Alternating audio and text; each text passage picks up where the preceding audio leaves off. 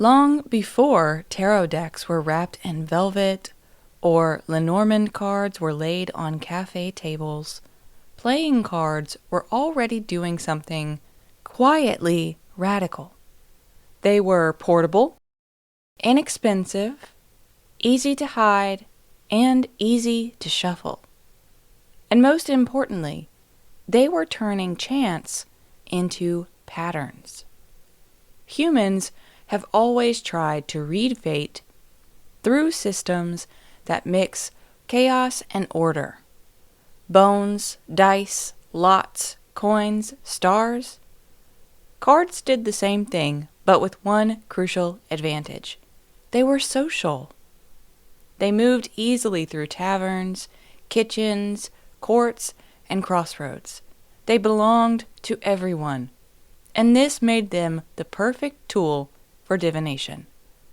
Not because they were mystical by nature, but because they mirrored how humans already experience reality.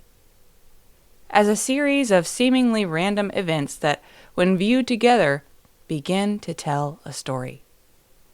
Cartomancy doesn't impose meaning onto chaos, but it reveals patterns where patterns already exist. But as cards moved from game to oracle, the stories about them became increasingly distorted. My dear listener, welcome to Wishcrafting, and welcome to a very special episode of Wishcrafting. This episode specifically was born because in my episode with my dear friend Gil Finch, I gave a very brief history of tarot, and it was the history that I knew at the time. However, once I finished the editing of that episode, I realized that I actually didn't know shit, and I wasn't positive how far back the history of the cards went, whether it was tarot, Lenormand, oracle cards, or just cards in general. And because I don't know what I don't know, I decided to do what I love to do so much, which is go and learn myself a little bit, and then bring that info right back to you here on the podcast, my dear and lovely listener. It was very important to me that I got this history as right as I could, because I work with the cards darn near every day in some form or fashion. Whether it's tarot, oracle, or your standard playing cards, I put my hands on this tool at least once a day, and I have for very many years now. So it was high time that I learned where they came from, honored the cultures that they have touched, and took a minute to just appreciate the journey from then to now. And as per usual, I began the research and realized that there was so much more to the story. So let's dive into the history of cards and of cartomancy today. This history is full of creativity, intrigue, and unfortunately, some harmful myths that are in desperate need of busting. Now, let's turn down the lights as you pull up a chair and I tell you the story of modern magic's most beloved tool, the cards. Playing cards are far older and more global than I think most people realize. Their earliest known origins trace back all the way to China during the Tang Dynasty, around the 9th century, where paper cards were being used for both games and gambling. These early cards were closely tied to currency, chance, and storytelling, turning abstract value into something that could be shuffled, drawn, and interpreted. From China, card-like systems spread west along trade routes, and eventually they reached the Islamic world. By the 14th century, Mamluk playing cards were in use across the Middle East. These decks already contained suits, court cards, and abstract imagery, avoiding human figures in accordance with Islamic artistic traditions. Many features of modern playing cards, including suit structure and hierarchical ranks, likely descended from these designs. Playing cards entered Europe in the late 14th century, where they quickly, very, very quickly, took on regional forms. Suits shifted to cups, swords, coins, and batons in southern Europe, while northern regions developed hearts, spades, clubs, and diamonds. Cards became immensely popular across social classes, from royal courts to taverns, precisely because they were portable, inexpensive, and highly adaptable. Almost immediately, cards began to carry symbolic weight. Suits were linked to social classes, seasons, and virtues. Court cards mirrored the hierarchies of power. Games blended skill and chance, creating a very natural framework for pattern recognition and fate reading. By the time tarot decks emerged in Renaissance Italy, playing cards were already a shared cultural language. Tarot didn't invent symbolic cards, but expanded them. And long before cards were used in divination, they were already teaching humans how to read meaning in shuffled systems. And so you see, tarot didn't begin as an ancient mystical system, it began as a game. The earliest tarot decks appeared in 15th century Italy, created for the aristocracy. These were lavish, hand-painted playing cards, most famously the Visconti Sforza decks, and they were used for a trick-taking game similar to modern bridge. The imagery was symbolic, yes, but it was reflective of medieval Christian and social themes of virtue, death, fortune, authority, and fate.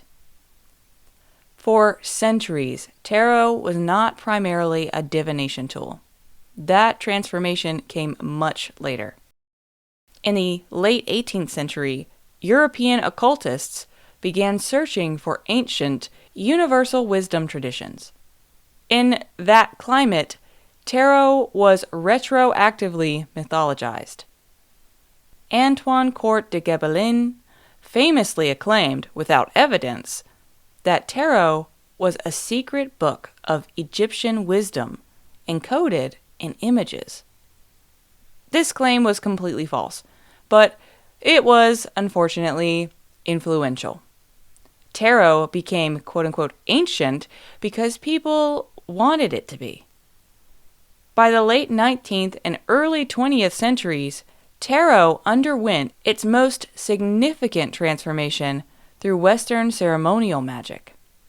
Enter the Hermetic Order of the Golden Dawn, an occult society that restructured tarot into a complex esoteric system, assigning astrological, elemental, numerological, and Kabbalistic correspondences to each card. From this came the most influential tarot deck of the modern era, the Rider-Waite-Smith deck.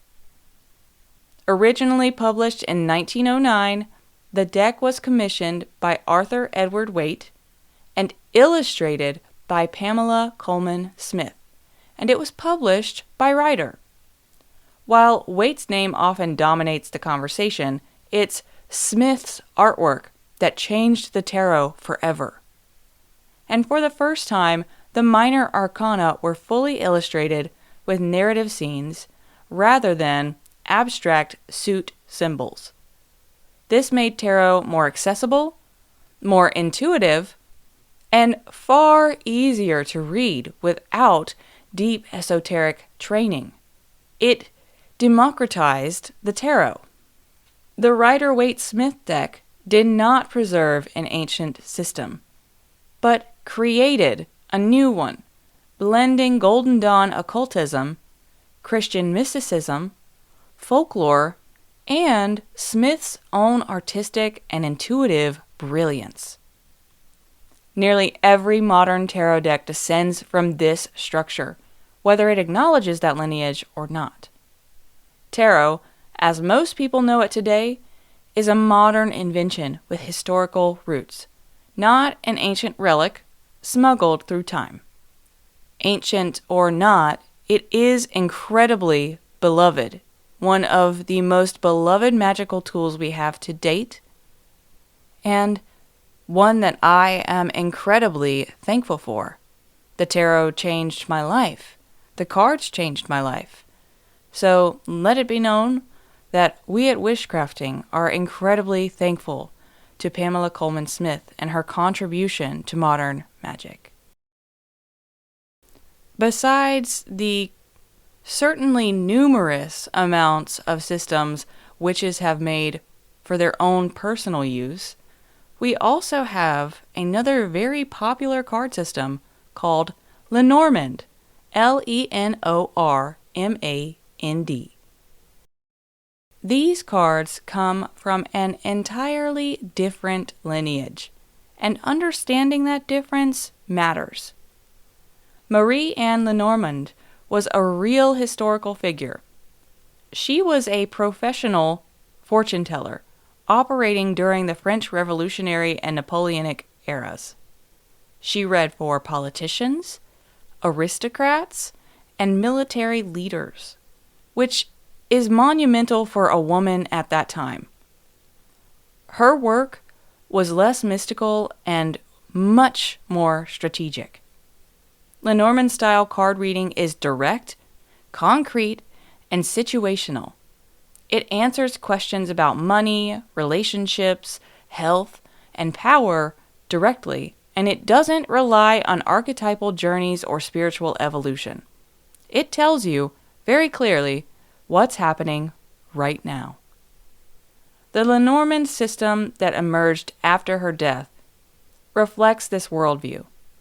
The symbols are practical, made up of keys, ships, letters, houses, snakes, very commonly recognized things. And these cards are for survival, navigation, and decision-making, especially in unstable political climates. Where tarot became philosophical and initiatory, Lenormand remained blunt. This distinction is really important because it shows us something essential. Cartomancy was never really one thing. It adapted to the needs of the people using it. And all kinds of people were using the cards. But this is where history begins to lie. These are the myths that needed busting. And I'm just going to say it outright. The Romani people did not invent tarot. The Romani people, otherwise known as gypsies still in some places, did not bring this system over from Egypt, and they are not a mystical monolith of wandering oracles.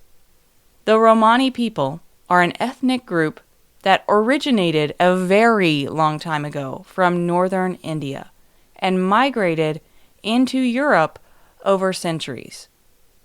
Upon arrival, they were systematically marginalized, criminalized, enslaved, and persecuted. Laws were passed banning Romani language, dress, and movement, and many of those laws are actually still in place today. In many regions, fortune-telling was one of the very few economic activities available to Romani people. So, Romani people became highly visible as card readers, not because divination was innate to their culture, but because society forced them in to that margin, and then romanticized that margin, and continues to do so today. European society wanted magic without accountability. It wanted prophecy without ownership. So it outsourced its divination to the outsider. And thus the myth of the gypsy tarot reader was born, not from truth, but from exoticism, racism, and convenience. Tarot was labeled foreign, dangerous, and seductive, and Romani people were blamed for it. This myth persists in deck marketing, pop culture, and spiritual spaces today, often without malice, but not without harm.